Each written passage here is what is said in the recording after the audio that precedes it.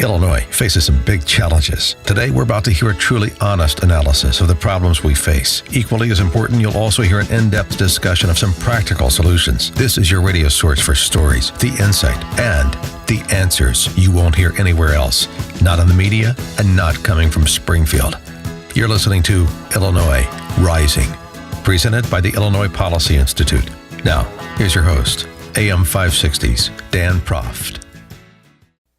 Thank you for joining us on another edition of Illinois Rising. I'm Dan Proft. You can catch my act Monday to Friday, Chicago's Morning Answer, 5 to 9 a.m. on AM 560. And joining me this week is Pat Hughes. He's the co-founder of Illinois Opportunity Project. And Pat, quite an eventful week. I had no idea that Chance the Rapper was such a student of school funding in Illinois, in Chicago in particular. But he apparently is. And frankly, he's getting more positive press on the issue than the governor of the state, who has funded charter schools and been an advocate for school choice. Why do you suppose that is? Well, first of all, Dan, that's Mr. the Rapper to you. Right. We're not on a You're first-name not on basis. those terms. Yeah. Well, Governor Rauner walked right into this one, and then Chance, of course, went and gave $1 million to CPS shortly after that meeting, even to make it look like he's more charitable and more involved. Now, he'd have been better off just throwing that money into the ocean, because that $1 million is going to go completely to waste. If we live near an ocean. Correct. The lake, whatever. But the point of it is, from an optics perspective, Dan, Chance, Mr. the Rapper, he won that battle over Rauner, and Rauner, and the people handling him did not handle that messaging very well. And it makes, and then, of course, the union and everybody came out to say that Rauner's policies that he proposed were racist, and it was just a mess. Well, here's the thing, too. It's been interesting. Mary Mitchell had the column of all people. Chance the Rapper's largesse would be enjoyed by the mother of his child and his child, who has an action against him in court for child support payments because Chance the Rapper has made a request for under the statutory minimum for child support, under the 20% of net income that's normal. He's made a request to pay his the mother of his child and by extension child support for his child at less than that rate. So he's got 7 figures worth of disposable income to politically grandstand about something he knows very little about, as he proved, and not so much for his child. That's kind of an interesting development too about this urban hero we're being lectured about from CPS and Dem politicians. Yeah, the other thing about it, too, all of that is absolutely true. This is so standard for these guys. But the number one thing is, think about it, Dan. A city Catholic school, for example, costs about $7,000 to $8,000 per student to educate. Think about what you could do with Chance, which Mr. the Rapper could have done with his $1 million. He could have sponsored so many kids to get out of a failed public school into a private school, Catholic, whatever. And those, however many kids you'd get out of that, would benefit so greatly, and their lives would be directly impacted. Instead, he takes that money so that he can grandstand. And again, like I said before, he's throwing it all away. Well, and also, you would think from his experience, he would want to pay his experience forward. He went to a selective enrollment high school, a good one, because of his father's, his family's money and clout. Maybe he would want to do that for black and brown families in Chicago who don't have those resources, who don't have that clout. It seems like Chance missed an opportunity. Ooh, I saw what you did there. Thank you very much. For more on this topic, we're pleased to be joined by Bob Bowden. He is the founder and executive director of ChoiceMedia.tv and the director of the very well-received 2009 documentary on school choice entitled The Cartel. Bob, thanks so much for joining us. Appreciate it. Thank you very much. Appreciate it, too. So the whole Chance the Rapper, which became a national story partly because he was able to engage and sort of pants the governor of the state of Illinois, he's got people talking about K through 12 reform in Chicago, which is good. The problem is it's the same old conversation about blank checks they want written for a system as is, rather than rethinking how we do K through 12 education in Chicago and in other major urban centers where we're really not getting the job done for the kids. Absolutely. I mean, so while Choice Media, our news group for education, is based here in New Jersey, while we are a national group, I was trying to say, we're based in New Jersey, and it's too bad the rapper Chance didn't have an opportunity to call up Mark Zuckerberg of Facebook, who wrote a check to Newark Public Schools for $100 million about 4 or 5 years ago, and by virtually all accounts, it ended up doing absolutely nothing. Zero improvement, just a bunch of consultants lined up, all got paid, the union got paid off, everyone was kind of fat and happy for a couple of years. People had all these kind of jobs to divvy out all this money, but really no reforms took place at all, and so... Well, and there's actually an example in Chicago he could have looked up, too. His dad could tell him about it. It's about 23 years ago. The Annenberg Foundation, Walter Annenberg's family foundation, gave CPS a $50 million grant donation. This is $93, so that's about $100 million today. And it was a match, so it's actually more like $100 million plus.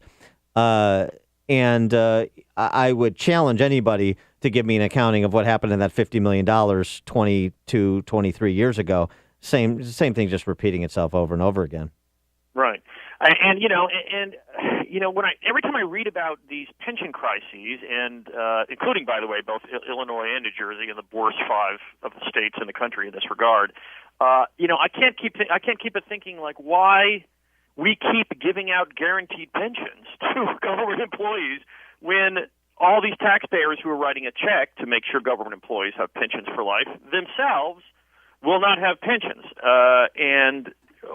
It seems to be low-hanging fruit if I were running for statewide political office pretty much anywhere, that at least all new hires, maybe the rest are grandfathered and would trigger, lawsuits for what they've been promised, but maybe at least new hires could be on a 401k type retirement savings system. I can't imagine why that's not already happened.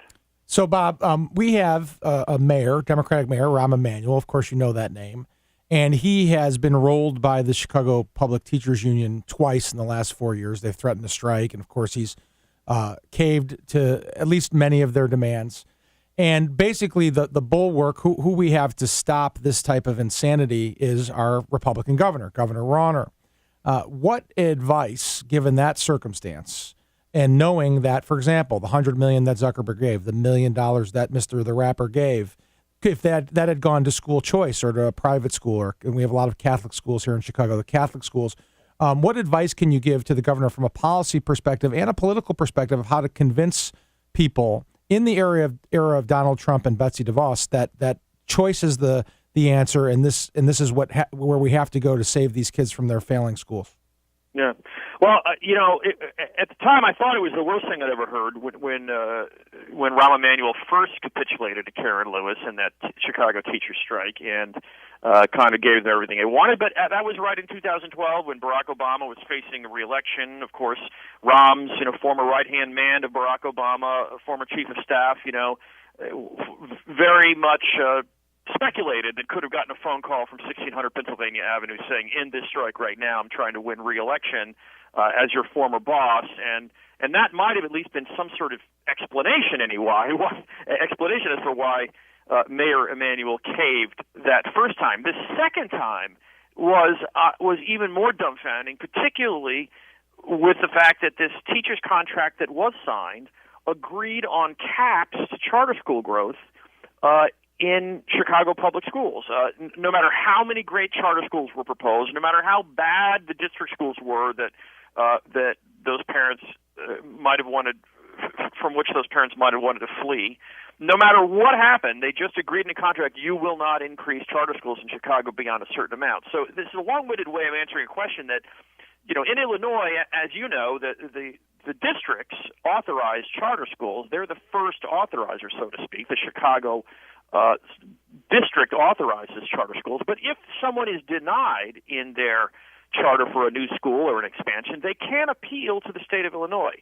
And it's not been tested yet. I suspect that a mayor signing a teacher's contract with a teachers union has no standing or authority to tell that statewide appeals group in Springfield that they must abide by these arbitrary caps and limitations on charter growth that were part of this teacher's contract. So my advice to the governor would be like at least a bully pulpit effort to say, to sort of make the state authorizing group feel empowered to start authorizing lots and lots of new charter schools in Chicago, since the local authorizing authority has been hampered by this teacher's contract cap. How sanguine are you about perhaps a federal opportunity to work around teachers' union subsidiaries in blue states like Tiny Dancer, Rahm Emanuel, and other big city mayors? A federal tax credit that's being bandied about by